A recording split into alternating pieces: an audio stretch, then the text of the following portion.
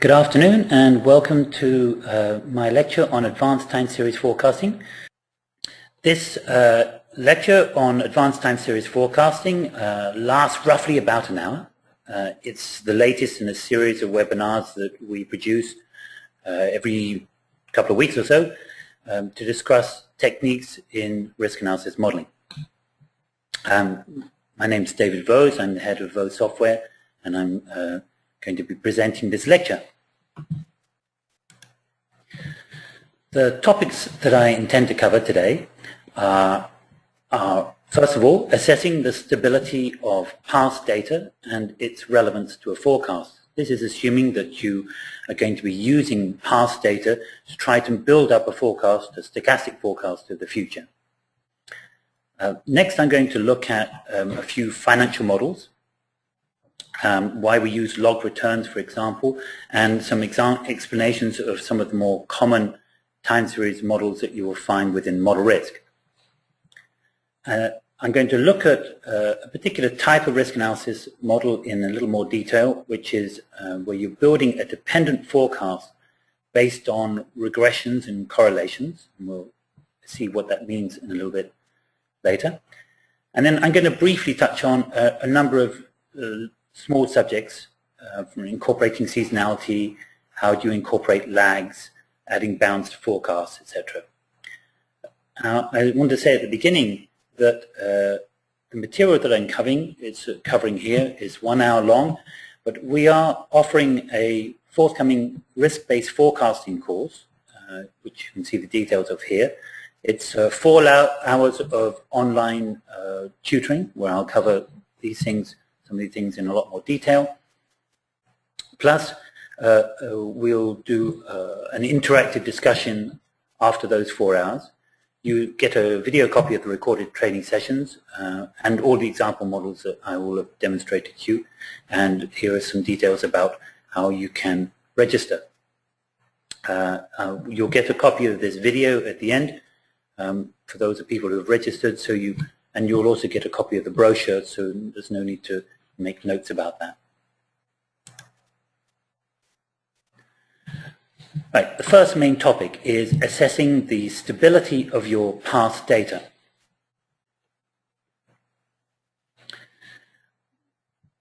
In using historic data to build a forecast of the future, there are a few principles that one needs to go through. The first is a test of reality. Is the future like the past? If you fit a time series model to historic data to make a forecast, you are implicitly assuming that the world will behave in the same fashion in the future as it has done in the past. And there are some obvious limits to such an assumption. For example, the European Union is very different now than it was even 10 years ago, because we have many more member states.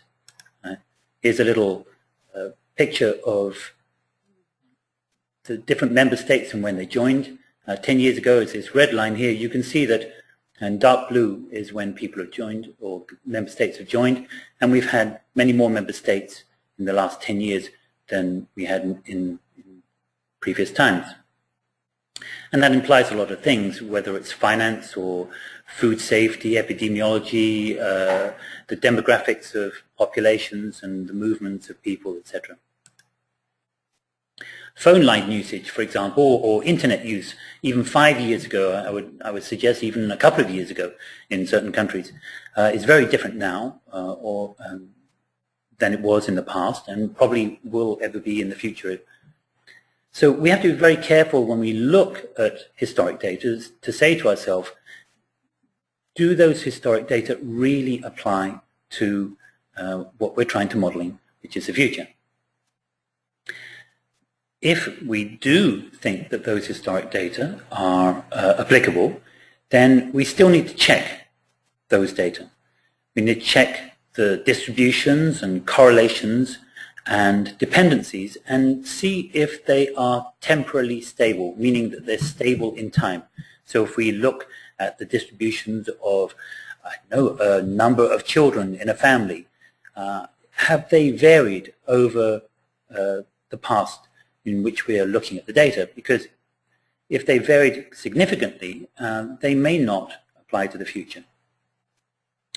It's pretty easy to imagine the variables like number of children in a family that we would check. But perhaps the thing that we fail to check most often are correlations and dependencies to determine if they are stable over time. And I'm going to spend a little bit of time trying to discuss that. I think it's very important to recognize that when you build a forecast in the future, you shouldn't have to rely on statistics alone. So there are some models, which I'm going to show you, which we have in model risk, that will take a data set and will apply a model to it, fit it to that data, and forecast into the future. And I think there are some caveats to doing that that we should be very aware of.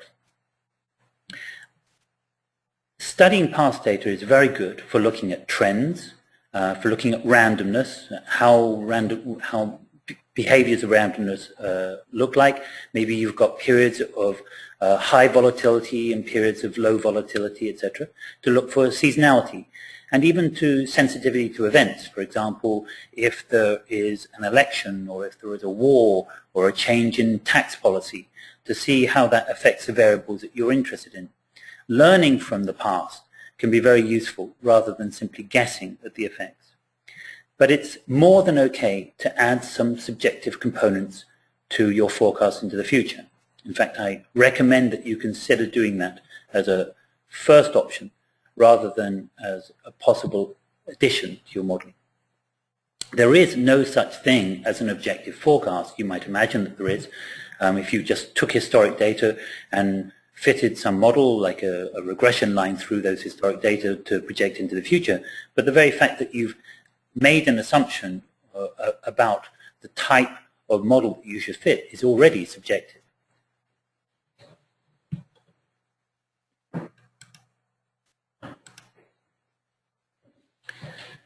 I'm going to look at some US economic variables to give an illustration with real data. So imagine that we're interested in the relationship between some key economic indicators and the performance of two funds that we might be considering investing in.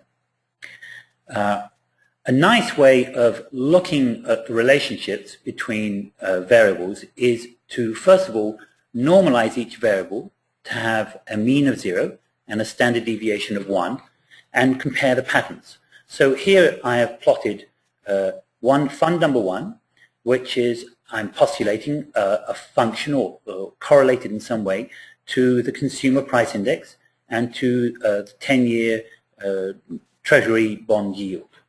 And fund 2, perhaps a function of the GDP or gross domestic product growth per month. And if I plot these variables together, you can perhaps see that there's some relationship. So on the right-hand side, it's certainly a lot more visible. You see that fund number 2 and the GDP growth rate seem to follow very similar patterns. The fact that I've normalized them so they have a mean of 0, you can see this line 0 here, and they have a standard deviation of 1, allows me to compare the patterns of movements without really worrying about the scale. It's not an analysis in itself, it's just simply a way of graphing things so you can get more of a feel for the pattern relationship.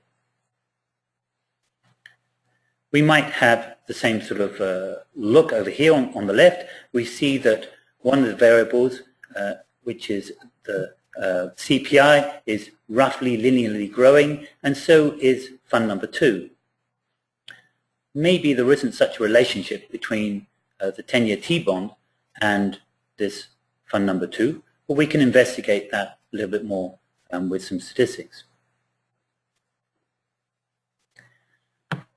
A little tip for you.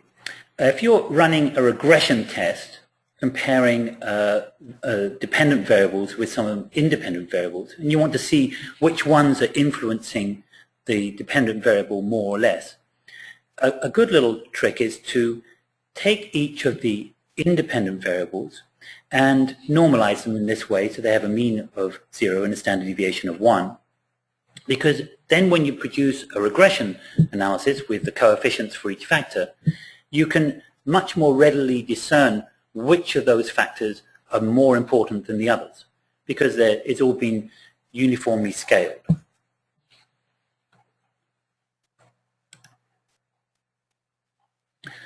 So here's a little plot or screen capture from one of the tools within Model Risk, which is called the Data Analysis Tool or Data Viewer. And what I plotted here is the 3 independent variables, which are the GDP monthly growth rate, the consumer price index, and the 10-year T-note yield against fund number 1 and fund number 2. I'm trying to look for patterns. And what I've plotted are the actual values. And perhaps you can see some patterns and relationships. When you will see in the diagonal, you have the time series. And then in the off-diagonal elements, you have scatter plots between each variables. And it looks like they're very well correlated. But if all of these variables are going up in time, then you're going to see a correlation pattern that isn't really real. Better, in this case, I've looked at the log returns. I'll explain log returns a bit later, but this log returns talk about the amount of change of the variable from one period to another. And here we see very different patterns from what we saw in the previous chart.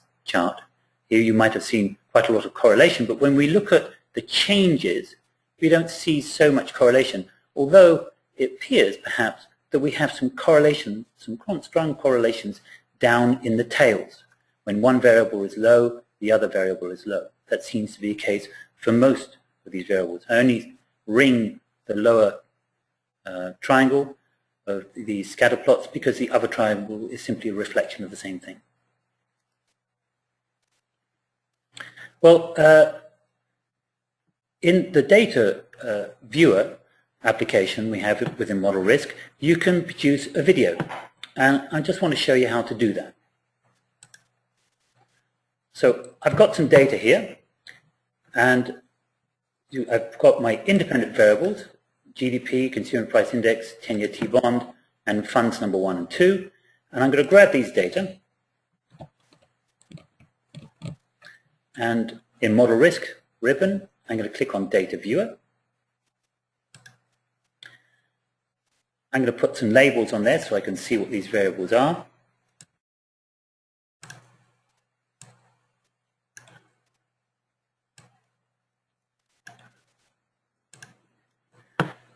It's a time series, a multivariate time series, so I select time series, and I'm going to change this to add a timestamp.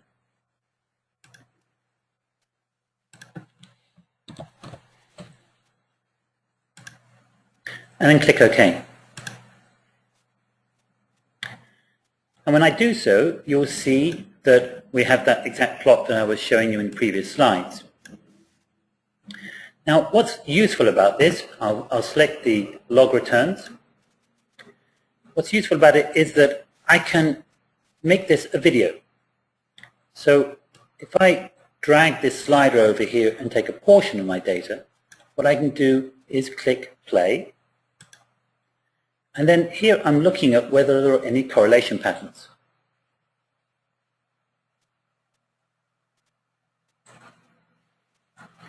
So when I do that, what I'm trying to see is whether or not I'm getting the same amount of correlation during the entire period. Let's run that again.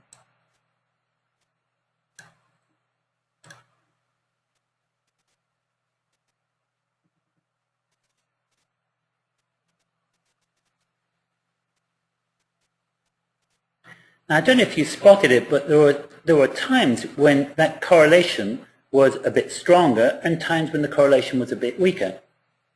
Now, that's kind of interesting.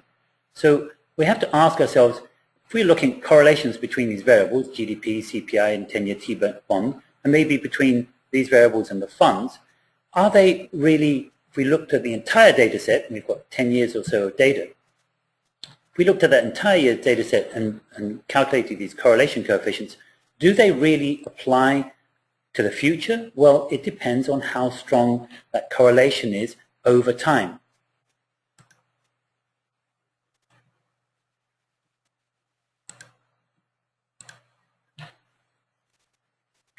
Well, to investigate that, what I've done here is I've calculated the correlation relationships between various variables. You can see them written here: GDP to fund number 2, CPI, and 10-year T-bond to fund number 2, and the same to fund number 1. And I've plotted it for a 30-month period in this case, and you can change the amount of the length of the period over which you want to estimate the correlation. But if I want to, say, forecast out for a year or so, then I want to look at whether 30 months of correlation is really a stable effect. There are two different ways that you could calculate the correlation. One is called Pearson's R-squared, and the other one is called Spearman. You can calculate Spearman very easily using the Vose Spearman function in model risk. You can calculate Pearson's using the function CORREL, C-O-R-R-E-L, in Excel. The Pearson R-squared correlation assumes that the distributions of the variables that you're trying to measure the correlation between are approximately normal, so normally distributed. And it's quite sensitive to any inaccuracy about that assumption, particularly if you've got values far out in the tails, beyond what a normal distribution would have predicted. So I much prefer to use the Spearman correlation because it is non-parametric. You will see that you get quite different views here. Now, if I just take this Pearson R-squared, and by the way, what I've done with the R-squared is I've also added in the direction of the correlation. The R-squared value normally doesn't have a direction, but it's useful to be able to see the direction. So if the correlation is negative, I've added the minus value into the R-squared. And what you can see has happened is that for quite a long period, there is really no correlation between these variables at all, or very insignificant. And then, during the crisis, financial crisis, we had some of these variables became strongly correlated. And then afterwards, it appears that the correlation is now perhaps stably back where we were 10 years ago. So that's a very interesting discovery. Instead of just looking at the correlations over the entire history, is to say to ourselves, are those correlations really relevant anymore? And clearly, it seems that we're living in a different world right now than what we were living in sometime in the past. You can see something of a similar pattern in the Spearman's correlation, but you don't get the same level of correlation. It's smoother up and down. And that's because of the effect that the Pearson has with extreme events. So very extreme jumps in the variables that we're modeling will give a very high level of Pearson correlation.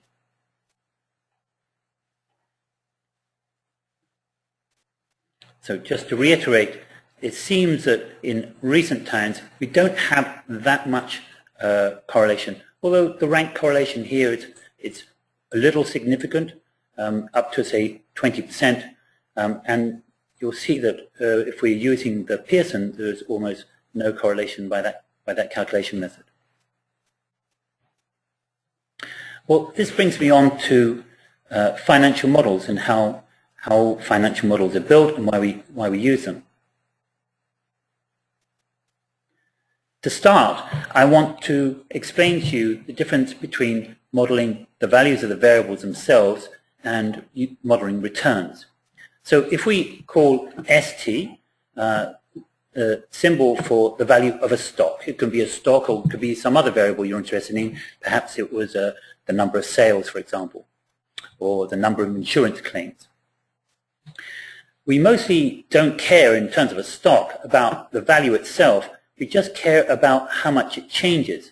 Since we could, for example, buy 10 shares of $1, or we could buy one share of $10. If it goes up by 10%, well, then we made $1, whether we bought 10 shares or one share. Now, the simple return is defined as this. You basically take the difference between the current value of the stock and its value in the previous period and subtract 1. So if this simple return was 10%, it means that the value of the stock increased by 10%. Now, if we imagine that the stock started at, say, $10, and it goes up by 20% in one period, and then it goes back down again by 20%. Well, then this is what's happened. It started at $10. In one period, it went up by 20%, so it's $12. Then it comes down again by 20%, and so it's actually $9.60. The value has gone down. This means that we can't simply add, simple returns. We can't say plus 20%, minus 20% is back to 0, because clearly we haven't come back to the same state. And that causes a problem for us, because simple returns really are scale dependent. An alternative measure of return is something called the log return. And the log return is defined as this.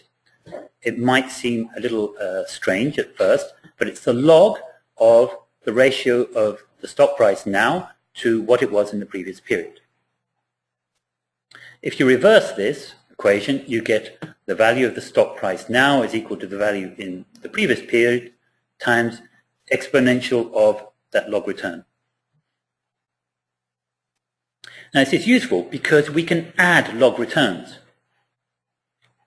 And there's a simple relationship between the two types of returns, between the simple return and the log return. So, just to explain to you, if I take the return in period t and the return in period t minus 1, that's equal to this plus this, and by the principles of logs, we can see that that equation becomes this simplified form, and we can cancel out the st minus 1 term. So we have that the log return of period t plus period t minus 1 is that. It's just the log return of 2 periods.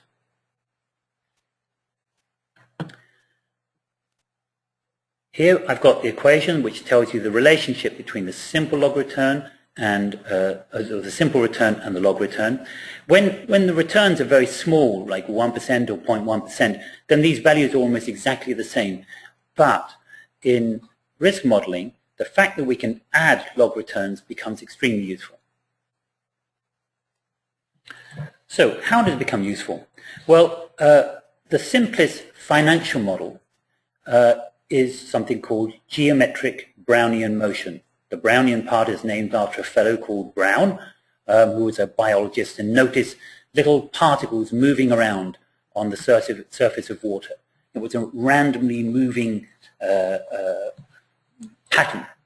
And so it's been called Brownian motion after this fellow. It's geometric because it's actually the logs that are being random, the log returns, if you will, the logs of the movements. Now, if ZT is a normal distribution with mean at 0 and standard deviation 1, we can say that the log return is equal to a normal mu comma sigma. Mu and sigma are the mean and standard deviation of the log returns. And you can write it like this, or you can write it like this, where mu plus sigma times z, where z is a normal distribution, 0, 1. Z is sometimes called a unit normal distribution. This is the very simplest type of financial model that is in common use. There is, as we'll see later, a regression version of that model where you have the log return is equal to some constant plus, in fact, this is another constant. So between the two of them, they become the mean. These two here, that's equivalent to the mean. And in this part, what we've got is, this is the constant coefficient of a regression equation, and this is a summation of the coefficients that apply to each of the independent variables, and here are the values of the independent variables. So what we're saying is that the log return, the mean of the log return, is a function of some other independent variables. And this equation here, part of the equation, where instead of sigma, we're using something called the standard error of the y estimate times zt again. The standard error of the y estimate is the random variation that we get around the regression line. So it's the standard deviation of the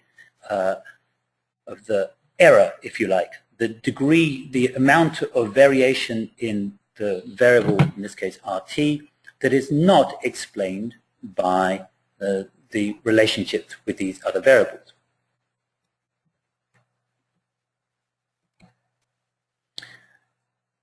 Another extension to geometric Brownian motion is geometric Brownian motion, but with jumps. Now the idea here is that you can have a time series that is varying like a normal geometric Brownian motion, but then every once in a while there is a sudden jump. Perhaps a war breaks out, or the chief executive resigns, or a new product is released. So the idea behind this is that there is a sudden jump in the movement of that stock.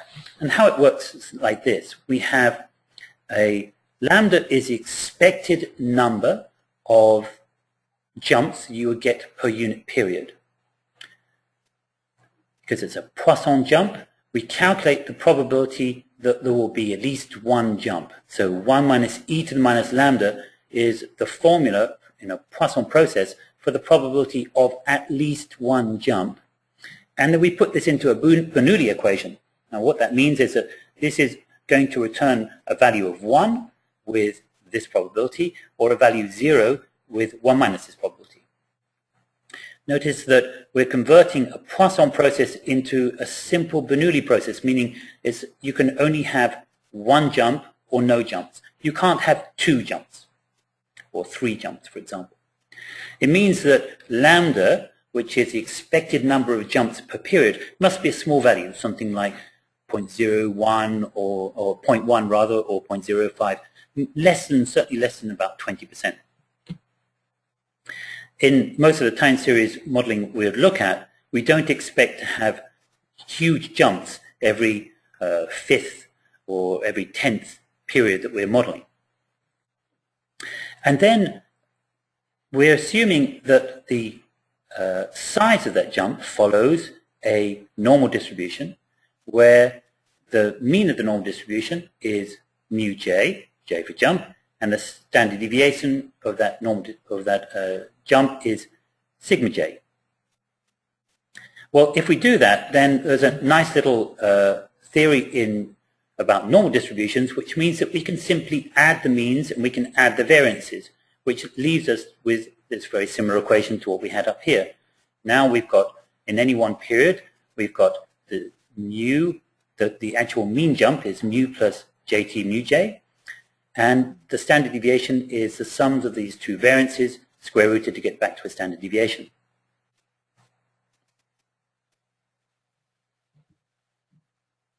Another type of time series model is where we have the log return is equal to mu plus sigma zt, but sigma itself actually changes. And the way it works here is sigma squared at time t is equal to some constant plus rt minus 1 minus mu. So what this is saying is that looking at how much the log return differed from the long-term mean, if it was very different from what we expected in the long-term mean, say if the long-term mean was 1% and this was a 3% jump, well, then that means that the standard deviation in the next period is going to be much larger because this value here is large. So this is what we're looking at here is if you have a period in which the log return is quite significantly different from the mean, then the standard deviation for the next period is going to be higher too. What we end up having is a cluster of volatility, effectively. We have periods where we have much larger variation, and then periods where we have low variation. And these omega and alpha, these are two parameters that are estimated by the software along with mu. And then to give you another example, there's a GARCH model. Let me just say first of all that this ARCH model is called the autoregressive conditional heteroskedasticity. Doesn't really roll off the tongue. The next one is the GARCH, or generalized autoregressive conditional heteroskedasticity model, where the standard deviation is dependent on the last log return, which was as we had before, but also on the previous value of standard deviation. So you can see here, we've got an extra component in there. Now, these are two types of more complex models that are, again, based essentially around that geometric Brownian motion. And within model risk, we have plenty of others. So we have eGARCH, which is the exponential generalized autoregressive, etc., etc. We have MA for moving average, a 1 or 2 period, autoregressive, APARCH, etc. There are many different types of financial models. Note, however, that they all depend effectively on the normal distribution. So you see ZT is going to appear in all of these equations. Now, there is the opportunity to change this to a longer tail distribution. What's generally used is the student or 3-parameter student distribution. I'll just give you a little illustration how you can select which of these types of model to use within your modeling.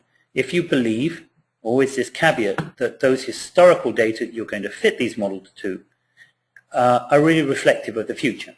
So I'm just going to open up a little spreadsheet, and I'm going to select a data set here.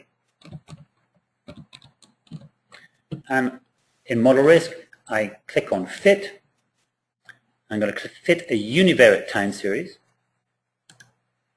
And I've got many different options to choose from. I'm going to pick these 4 here, because these are the ones I've already described to you.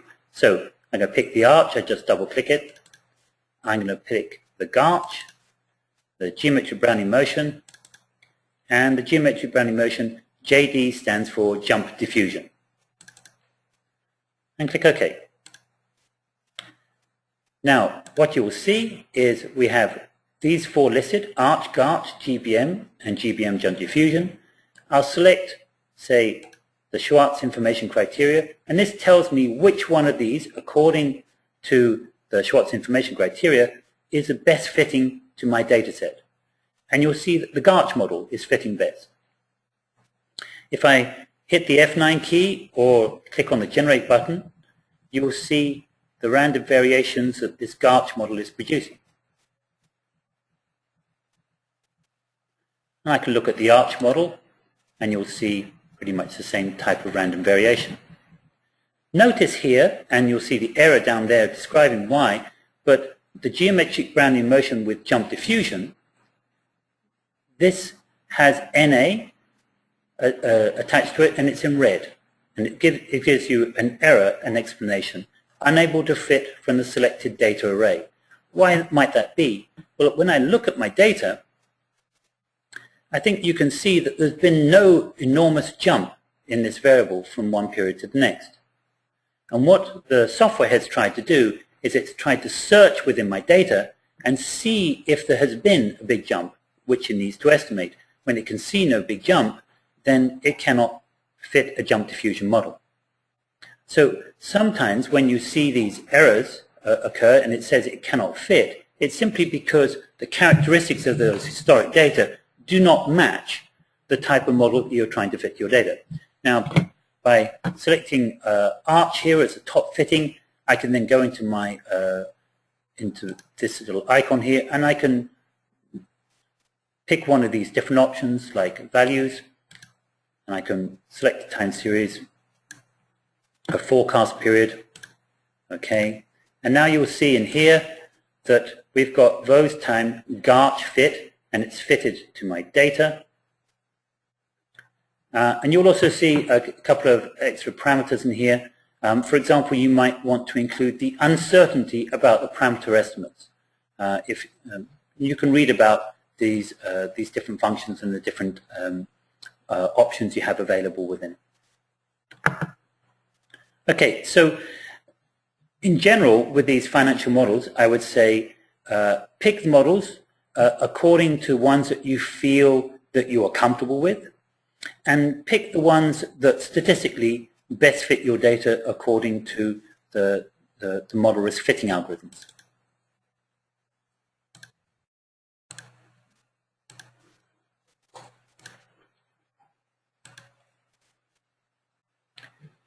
Now, if you remember, the base assumption of all of these models is that the log returns are normally distributed.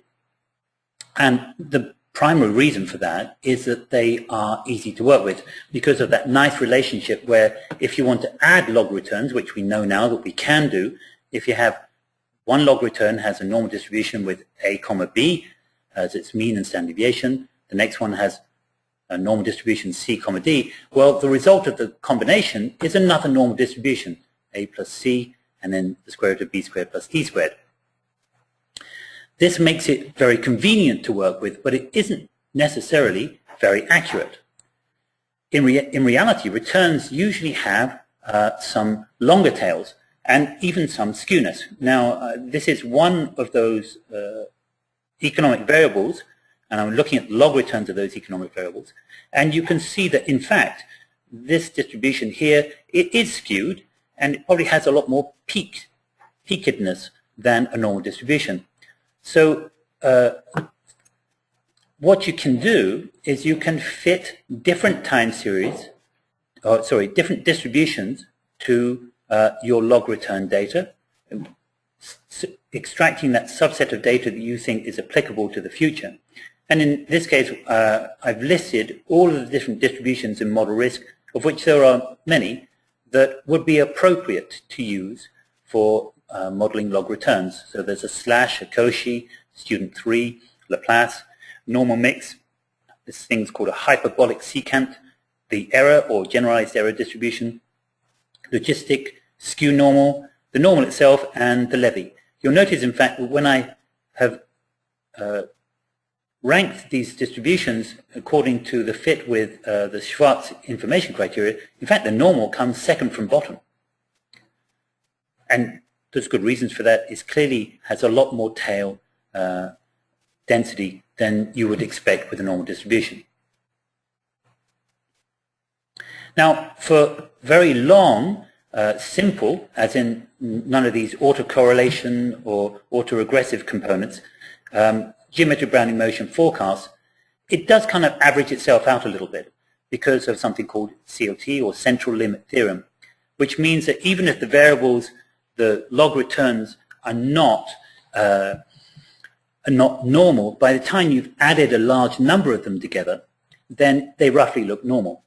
So if you're forecasting only forward to a very long period, so not interested in any intermediary forecast for short periods, but only, say, looking for the next 10 years or something like that, then geometric bounding motion may be quite decent for you because it will calculate correctly the mean and standard deviation. It will have got the shape of the distribution, the assumption wrong, but it all kind of comes out in the wash. If that's not the case, and I'm afraid to say that is generally not the case, you don't have, so the normality is that the usual problem is that we don't have normally distributed variables. We have slightly more complicated models. Then it isn't really appropriate to start using a long-term geometric bounding motion with these normal distribution assumptions. In that case, it's much better to use some of these distribution forms on your historic data and build your own forecast. Now, in order to do that, you need a little bit more knowledge, and if you choose to take this short course that I am busily promoting during this webinar, then you will learn how to do that. So if you want to be a little bit more accurate in your forecasts and account for the non-normality of log returns, then please consider taking this course. Okay, so we've looked a little bit about financial time series forecasting, and one of those things that I covered was a regression model, and I want to just spend a bit more time looking at that now. So to make sure we're very clear on what dependency and correlation and regression really mean, here are some explanations of the terminology. So correlations simply means that two variables go up and down together, or perhaps when one goes up, the other one goes down. We don't know why. We just want to recreate that observed pattern. Or perhaps we do know why, or we think we know why, which is probably more common. And perhaps it's another factor that influences both of them. So you've got two variables that you know in some way are correlated. Perhaps they're correlated by the amount of rain that's falling, but you're not very interested in the amount of rain in your risk analysis. You're simply interested in the fact that these two variables, perhaps the corn price and the wheat price, they go up and down together. Well, that's when you apply something called correlation, which is simply trying to replicate the patterns of the relationships between these variables. Dependency, on the other hand, is when we know that one variable affects another. So, for example, age affects height. On average, you can say that the older you are, the taller you are, or until you get very old, as my children keep telling me, I'm getting shorter because I'm getting really old now. I don't agree. But clearly it's not the other way around. It's not that if you're taller, that makes you older. And, for example, GDP growth may affect a pension fund's performance, but a pension fund's performance won't affect, at least not materially, GDP growth. So dependency is talking about the direction of causality, if you like, that one variable is affected by another and not the other way around. And regression is a mathematical model that tries to make that relationship, that dependency relationship, into some sort of numerical equation that we can put data into and come out with predictions. Dependency and regression assume we know the causal link, in other words, the direction of causality. Regression will never actually prove that you have the direction of causality. It only it has to bind to that assumption that you make. Now, what I'm going to do is look at modeling a fund, and I'm going to use three variables, the GDP growth, consumer price index, and treasury bond yields, to try to model what the effect will be in the future on these funds. Now, in terms of correlation, I don't really want to go into some enormous econometric model that will try to show the relationship between GDP growth, consumer price index, and treasury bond yields. There clearly is going to be a relationship. But I am interested to see what the patterns of that relationship is. And the data copuler in model risk allows us to see that very easily. You may be able to just make out that there are some red dots here buried in these plots. The red dots are the original data, and the blue dots are the pattern that our empirical copuler or data copuler have discovered from the amount of information. So the blue dots are random samples, and there are many more of these because you want to see with density, you want to see what those correlation patterns look like. And you can see that the pattern is not so obvious between the GDP growth and the consumer price index. There is actually kind of a star pattern, it appears, and there are extremes in all quadrants of higher density, whereas these sort of middle bits here on the sides, they don't really have any density at all. When we look at GDP growth versus the 10-year T-bond, then you see some sort of vague elliptical shape, and you get, again, an unusual pattern here for the consumer price index against the 10-year T-bond yield. Well, these are patterns that we can't fully explain, but we would like to recreate. And clearly, a simple copular model, that we have many of them in model risk. We have all of the most common copulars, which are correlation structures that are available. They will not fit all of this pattern well at all. So the empirical copular, or the data copular that we use in model risk, allows you to look at correlations where they don't fit any standard perfect type of shape. And I'm going to show you a model here where I have built a forecast of a fund using regression, using bootstrapping, using correlation, and using non-normal fits. So I've got a lot built into this model, and yet this is the entire model. It's really not very complicated, because we're using a lot of model risk functions that are very efficient. So what I have here on the left-hand side are log returns for the 3 independent variables, and I have the log return for this dependent variable, fund number 1. Now, what I've done, first of all, is I've created a bootstrap. Within this, this set of data, I'm not going to be interested in the actual month in which the log returns occur, because I'm going to assume that the log returns are independent of each other, which is a simple geometric Brownian motion model. So over here, what I've done is I've used a function within model risk called Vose, nboot paired. N is for non-parametric, boot is for bootstrap, and paired because what I'm doing here is I'm taking a sample of my data, which I'm going to resample. So each of these, this C7 to F134, each one of those lines is a resampling from that pairing of the paired data, meaning I'm going to pick one of those rows and it's been replicated here. Now I've got this data set, and if I hit the F9 key, you will see that this data is moving up and down. This is a resampling of the space, if you like, within these log returns. And the reason I'm doing that is because I'm going to do a regression analysis of these 3 independent variables with this dependent variable. And I'm using for that a function within Excel called linest. The linest function is a little bit complicated. It has a number of, this whole array here is one linest function. It has a number of different parameters, only some of which we're interested in.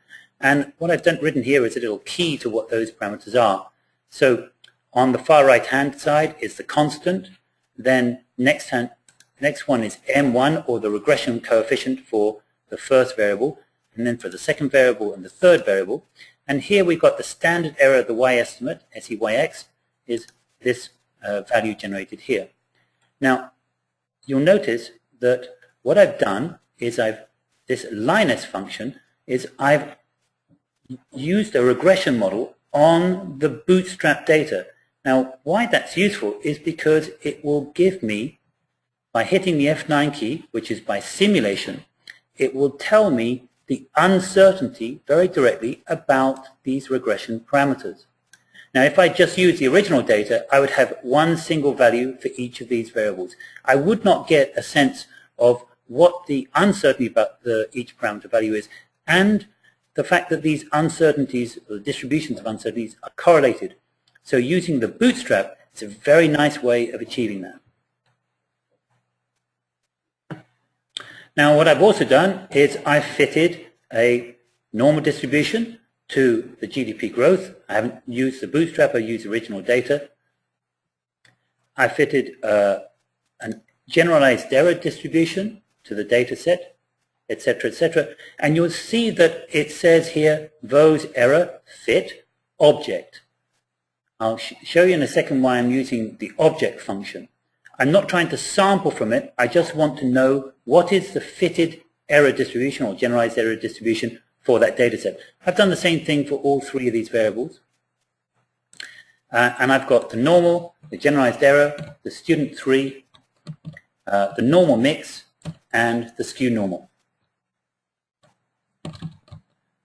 Then down here, what I've used is the function Vose optimal fit object. And what that does is you can see the formula up here, is it finds which of those 5 distributions is best fitting my data. According to, this is an index here, 1, 2, or 3, and 1 means according to the Akaike information criteria, and you can choose the different information criteria you might want to use. Most commonly we use number 1. So this has shown me that the student 3 distribution is the best fitting distribution for GDP growth, and again for consumer price index, but actually the normal mix distribution is the best fitting for the 10-year T-bond. You see it there.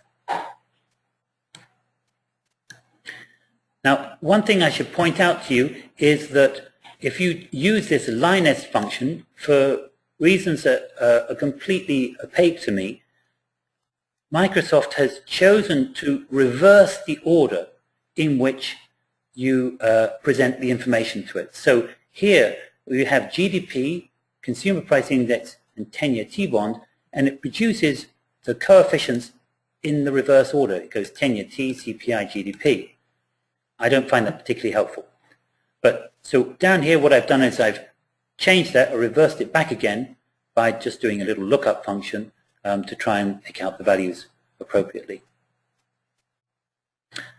All right, so the last part of this model is that I want to simulate each of these log returns for GDP, CPI, and 10-year T. And the way I do it is I do Vose simulate. I'm simulating on the best fitting distribution, and that's why I used an object. I used objects up here because by using an object, I can use the optimal fit function, which will select the best fitting distribution. And again, I made that an object because I'm going to sample from it, from that distribution, many different times. And you'll notice that it's simulating, and it's simulating from this cell here. So the U parameter, which is the way that we correlate distributions with model risk, is being drawn from this copula. So let me show you visually a few of these things. First of all, let's look at this student 3 distribution, for example, and I view function, and you'll see there we have the fitted distribution, the student distribution. I still don't think it's a great fit. I think we could perhaps do a little bit better. There are other functions within model risk you can use, but this is the best fitting of the 5 that I listed. So that's the fitted distribution for the log returns for GDP. Then I've got over here, I've got, say, the consumer price index is being simulated from the best fitting distribution. And this is picking one of these copulas. And this copula is the data copula. If I click on that, you will see that we've got the different variables here. I can add some labels to this so you can visualize that a little bit better. So we have the correlations between variables of GDP and 10-year T, and CPI and GDP. So there are some correlation structures, and it's not particularly easy to see those correlation structures with few data points. But if I change that to 2,000 data points, then you should be able to see there is some correlation here. You know, high amounts of density down in the corners, blocks in the middle. We can see that different type of correlation structure between here, and again a different correlation structure here. But it isn't a pure uniform scatter pattern. There are periods, or there are areas that have more density than others. So what's happened is that we've produced a correlation structure from our data. We've fitted distributions from our data. We've performed a regression analysis to figure out what the relationship is between the fund and each of these independent variables, independent from the fund but not independent from each other, which is why we have the correlation structure. And then finally what we have to do is build the model. So the model is going to pick each of the simulated variables, the forecast for the future, which are correlated. It uses a regression equation, which is the sum product, where it's multiplying each of these independent variables by their regression coefficients. It's adding in the constant from the regression coefficient, and it's using the standard error of the y-estimate, if you remember that equation that we had before in my slide, as the standard deviation. And in fact, I've just made this a little bit simpler because I've used, instead of the normal, I've used Vose log normal E. That's because I could have written exponential normal distribution mu comma sigma, but that's equivalent of saying a log normal to base E. This little E in here is very important. It gives you exactly the same thing. So this is the factor that I am multiplying the previous value from. And what I'm doing is I'm starting off with an initial value of 100, and then I'm multiplying that by the growth that is implied by the GDP, CPI, and 10-year T-bond growth, and I keep going down the list here. So this is picking the previous value, and the previous value are multiplying, and you see, in fact, it's going down. If I hit the F9 key, you'll see it's going up and down. I've named this as an output, so we can see how this fund, the value of this fund will vary into the future by running a simulation. I'll run a simulation here.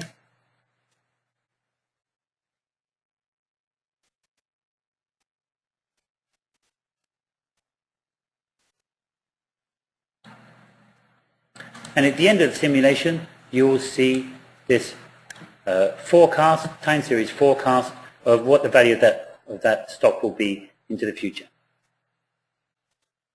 You see it's got, on average, some level of growth, but it's got a wide variation, a variation that gets wider and wider, which you would normally expect. You would expect that the further into the future you're going, the more uncertain you will be about what the value of that stock or that variable might be. And I apologize for the spelling mistake. Okay, so hopefully that gave you an illustration of how we use correlation, how we use regression, and in fact just introducing the bootstrap to you, so you can talk about the uncertainty about the level of correlation. In fact, regression analysis is used in a number of other areas, not just in financial forecasting, and I want to introduce you for a second to a couple of those. One of them is looking at Poisson regression. Now, in Poisson regression, we're interested in the number of random events that might occur in a period of time. Now, for example, the number of accidents or a number of thefts or murders, or have to think of something positive, a number of unexpected sales that you make. Now, if these occur randomly in time, they might not occur with at the same expected rate. There might be things that will affect the rate. It could be the economy, for example. Here's another example. Number of accidents might be in a factory. One factor might be the amount of supervision, how many supervisors there are per factory worker. Another factor might be how many hours of training on average a person receives before they start using the machine. And the way a Poisson regression works is you take the log of lambda, lambda being the expected number of accidents you might have per hour or day or whatever, and you make this into a regression equation with the factors that you think are important. And then n, the number of accidents you have, is equal to Poisson lambda. So you take the exponent of this formula here and pop that into a Poisson distribution, and you will have an estimate of, in the future, as you make forecasts of factor 1 and 2, how many accidents you might have. You might ask yourself why we use log lambda. Well, the reason for that is that in a regression model, we assume normally distributed errors around this equation, and that's really not going to be possible, or at least not just normally distributed errors, but also the fact that this must be allowed to go plus or minus. Well, lambda can never be negative. You can't have minus a number of accidents or minus average number of accidents. So we take log of lambda, that allows it to go from minus infinity to plus infinity and then perform the analysis. Okay, the Weibull regression talks about how long before something occurs. And the usual thing for that is how long before you have an accident or a machine fails or before someone dies, for example. T is the time until failure of a machine, and the factors might be things like the temperature that the machine is working in, the load that it's under, the number of hours it's already operated, which is effectively how old it is. And then we have a regression equation in terms of log of beta. Beta is a scaling parameter. It talks about if it's double or half, for example. So we're looking at what are the factors here, factors 1 and 2, how they affect, if you like, on average, how long it's going to take for this equipment to fail. The other parameter in the Weibull equation talks about the shape of that distribution. So the first factor is the shape, the second factor is a scaling factor. You know, that if it's the temperature is higher, we have the same basic shape of the time until failure, but it was going to take a longer or it's going to take a shorter period.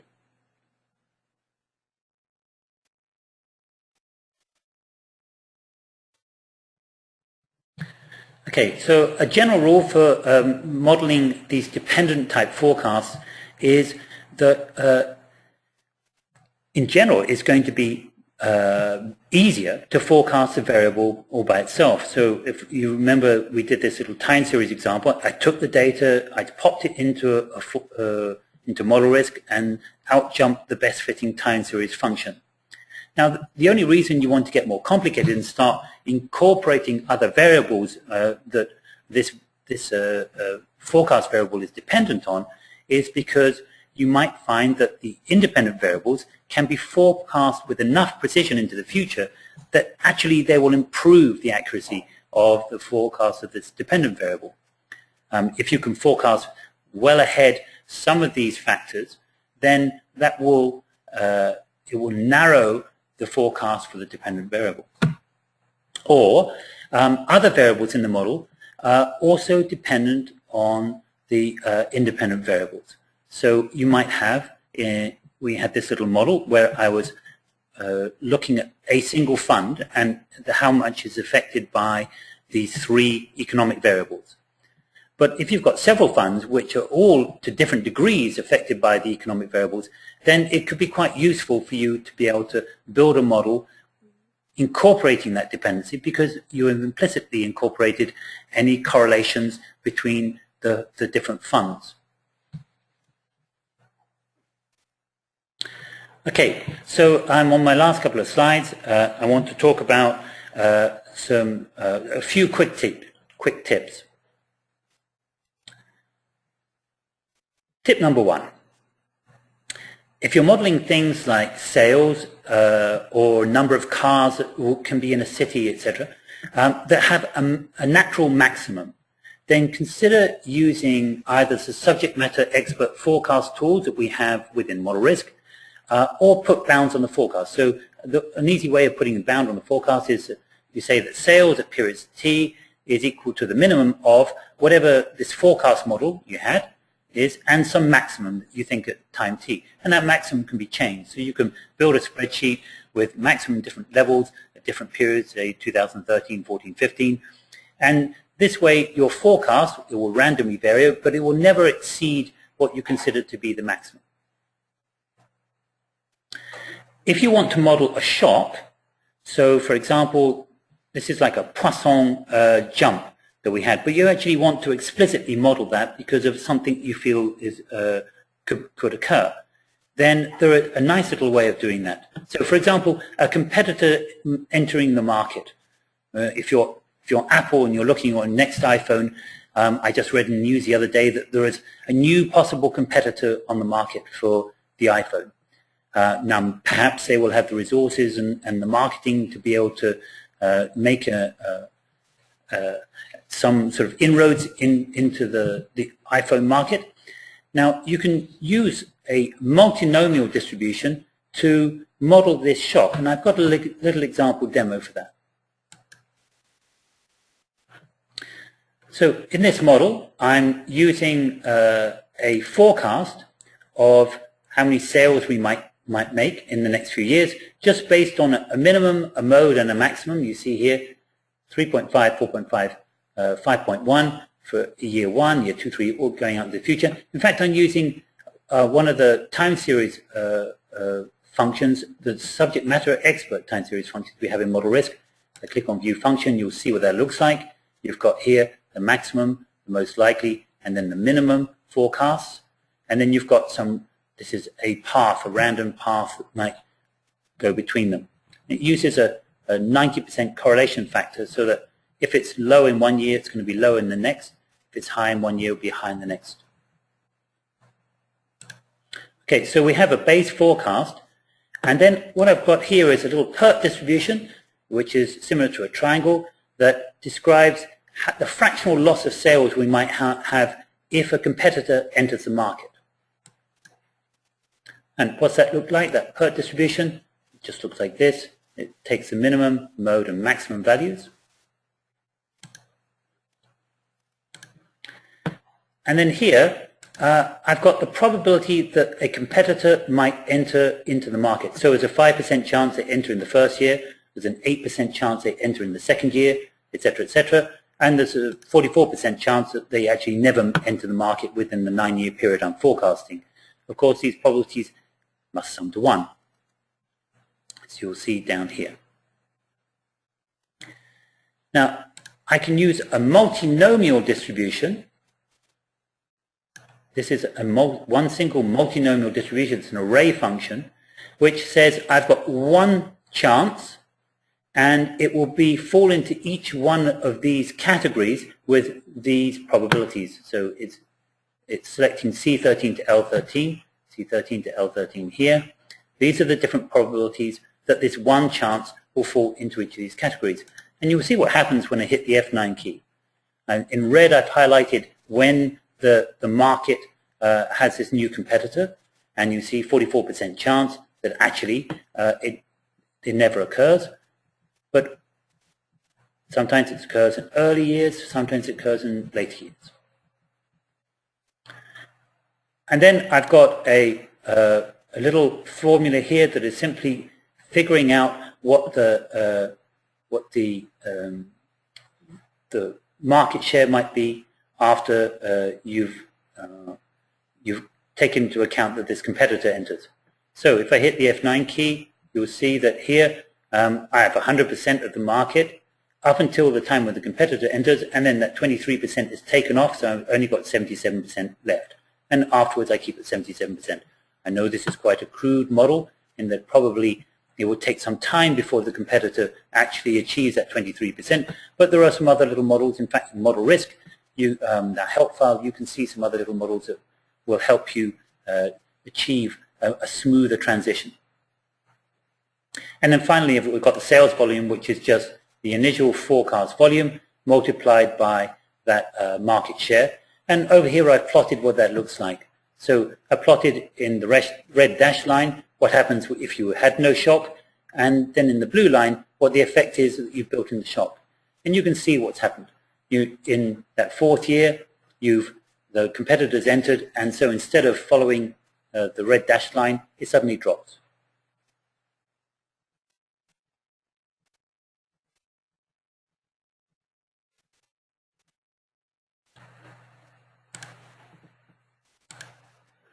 Okay, so that was the last model that I was going to show you in this lecture. A couple of other little points to finish with. To add seasonality. Seasonality is something that's quite useful at times. It's not generally useful in financial markets, But for example, in terms of sales in our own business, we see, for example, July and August, when in Europe everybody goes on holiday, there aren't many people buying software. So we go on holiday too. And at the end of the financial year, people are using up their software budget and they think, oh, well, let's get this software, otherwise we'll lose the budget for next year. Or it could be in January, they had used all their budget, they've been waiting to go and buy copies of Model Risk, and come January, then we get another peak. So there are often seasonalities in the variables that you're interested in modeling, and the way to estimate this, at least in a simple way, is to take the average of the values that you've got historically in January and divide by the average of all the values you had for all the months of all the years, and that gives you a seasonal factor for January, and you repeat this for February, March, etc. And then you will have factors that average out to equal 1. So they're multiplying factors in general. It's rare that we use additive factors, although that does occur sometimes. Normally, it's a multiplicative factor, and we have a version of geometric Brownian motion that incorporates seasonality and will fit it to data. This method of taking the average for January and dividing by the average for all months is a little crude. Model Risk uses a little more sophisticated method, maximum likelihood method, but it will often get you there. And finally, to mention something called lead indicators. Lead indicators are variables that change faster to the underlying independent variable that two series are affected by. So, for example, you might have that house sales are strongly affected by people's perception of whether they've got any money. But perhaps, and if you're trying to forecast that, you might actually look at restaurant sales, because perhaps people will start saving a bit of money on that they don't need to in restaurants before they start thinking twice about whether they're going to buy a house or even a car. So if you're interested in forecasting the number of car sales or house sales you might make, you might actually go and look at restaurant data, if you can get hold of it, to see what's happening there. And then if you can model the correlation between, or a regression relationship between historic values of restaurant sales, as in money spent in restaurants, and house sales, you'll find that the restaurant sales go down before the house sales go down, and perhaps they go up before the house sales go up. So you've got something called a lead indicator. And if you want to learn more about that, then you can go into Model Risk in the help file. We actually have a topic describing leading indicators and how you can analyze it and model it. Now, this is a help file topic M0468. All of the help file topics within Model Risk have a particular number, and it's an M with 4 digits. So if you, in the search field, type that 4-figure number, M with 4 figures, and click List Topics, you'll find it comes up with that one single topic that you're interested in. Okay, I was asked at the beginning to talk more loudly. That means my voice is beginning to go. I hope you've enjoyed this lecture. If you've written me notes, and you'll appreciate I haven't really had time to have a look at the questions that people have typed in here. But if you've listened to, if you've put in your questions, then they're all saved, and we will respond to you individually. If we think it's a question that it deserves to be, the answer deserves to be disseminated to everybody else, and we will do that. Please, just in case you've forgotten, we have a forthcoming risk-based forecasting course. It's not very expensive. It's 4 hours of training. You get a lot of models. You'll get a video copy of the recorded training session. You'll get an interactive discussion following those 4 hours, and it's all with me. And if you would like to book, then we'd be very glad to have your business. So, Thank you very much for your attendance, and I hope you have a very nice week.